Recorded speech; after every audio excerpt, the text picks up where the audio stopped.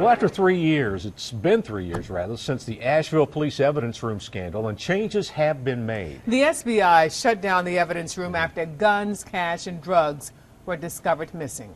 News 13's Frank Crocker has this reality check on changes designed to set a new course.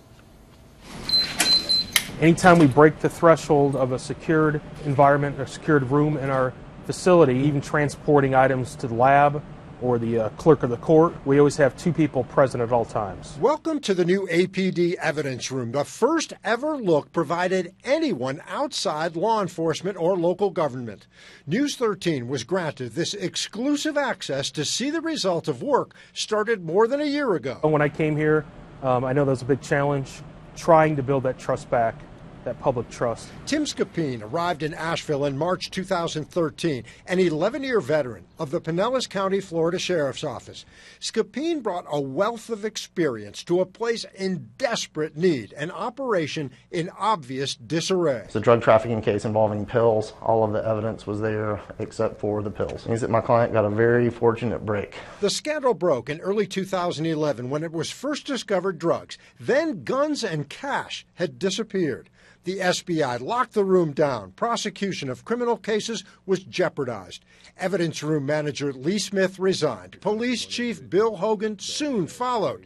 An independent audit and a state investigation eventually led to Smith's conviction. We had a situation where an individual was allowed to damage our reputation, damage our operations. Chief William Anderson inherited the evidence room mess. We knew that coming into this that it was going to be a challenge and it had to be fixed. We're trying to hold folks just more accountable, just building more transparency.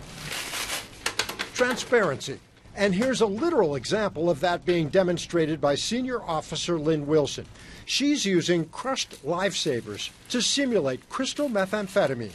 Wilson weighs the contraband, transfers it to a thick plastic evidence bag, keeping it visible at all times. The evidence is vapor sealed, computer cataloged, and stored in a new climate-controlled space, ready for trial.